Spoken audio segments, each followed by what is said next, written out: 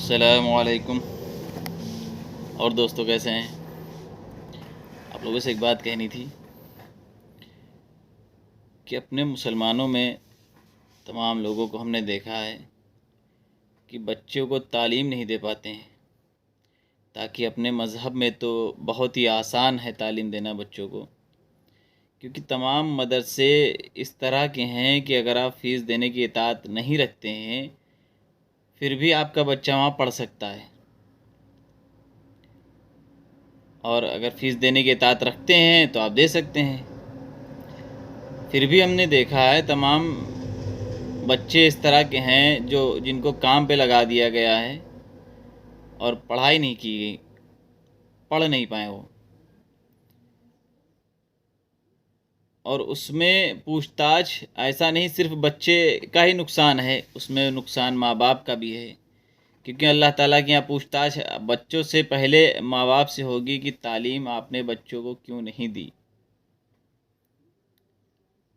समझे? सबसे पहले पूछताछ माँ बाप से ही होगी कि आपने तालीम बच्चों को कुरान क्यों नहीं पढ़ाया।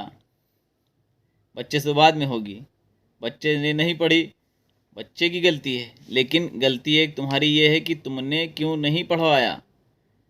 बच्चा नहीं पढ़ना चाहता था, आपको ज़बरदस्ती पढ़ाना चाहिए था। और कुरान की तालीम बहुत ही ज़रूरी है। वो ज़रूरी इसलिए है कि आज बच्चा माँ बाप की कमी से नहीं पढ़ पाया है, लेकिन उसको आगे चल के बहुत बड़ी दिक्कत होती है। ऐसा नहीं कि उसने कारोबार शुरू कर दिया, पैसा कमाने लगा, बस ठीक। उसको दिक्कत जानते हो कहाँ पे शुरू होती है? पहली दिक्कत जिस दिन उसकी शादी होती है। अब निकाह में उस कहा गया उससे कि दुरूद शरीफ पढ़ो, उसको पता ही नहीं दुरूद शरीफ कहीं से पढ़े। जब उसको उसने पढ़ा ही नहीं कभी तो कैसे पढ़ेगा वो? उसको वहाँ शर्मिंदगी हासिल मिलती है। उसके बाद जब बीवी घर आई, अब बीवी तो भाई पढ़ रही है, किताब भी पढ़ रही, कलाम पाक भी पढ़ रही है, और हमें आते ही नहीं तो हम क्या पढ़ेंगे? बीवी के सामने अलग लड़के का सर झुका रहता है कि यार हमारा शौहर पढ़ा ही नहीं है। उसके बाद फिर और दिक्कत, जब बच्चा आपका पढ़ने जाएगा स्कूल या मदरसे, जब वहाँ से पढ़ कर आएगा तो वहाँ से काम दिया जाता है कि बेटा ये घर से काम कर कर लेके आना आप। अब जब अब्बा पढ़ा ही नहीं है तो बच्चे को क्या पढ़ाएगा वो? अब बच्चा ट्यूशन जाए, ट्यूशन में भी काम दिया जाता है कि बेटा ये घर से काम करके लेके आना है आपको।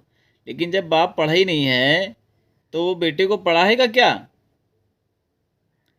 इसलिए आप लोगों से कह रहे हैं कि पढ़ाइए अपने बच्चों को बहुत ज़रूर। और अपना मदरसा है, मदरसे में जो नहीं लोग पैसे देने की इताअत रखते हो तो वहाँ तो पढ़ाई फ्री हो ही रही है, पैसे भी नहीं पढ़ने हैं और पढ़ाई भी हो रही। और कुरान जो लोग पढ़े हैं, जो हाफिज़ कुरान हैं, आपने कभी तवज्जो दी है कि कोई हाफिज़ कुरान ठेला लगाते और या चाय बेचते नहीं जल्दी मिलेगा आपको? वो चाहे भला ही कहीं मस्जिद में इमामत कर रहा हो, लेकिन चाय बेचते और ठेला लगाते और गंदे कपड़े पहने नहीं मिलेगा, वो साफ़ कपड़े पहने मिलेगा आपको।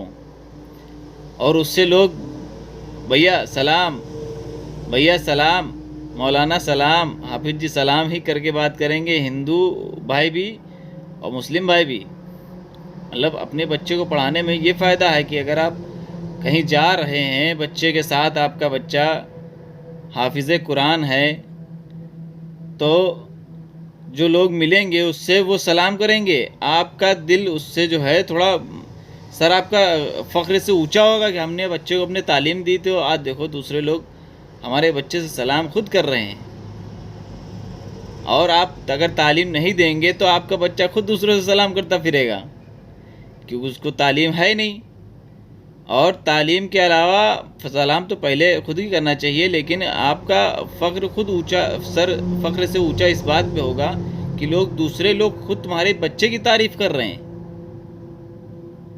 इसलिए मैं आपसे कह रहा हूँ कि कुरान की तालीम बहुत ज़रूरी है, अपने बच्चों को ज़रूर दिलाइएगा। और सलाम का जवाब ज़रूर दीजिएगा। आप लोग सलाम का जवाब भी नहीं देते हैं। अस्सलामु अलैकुम।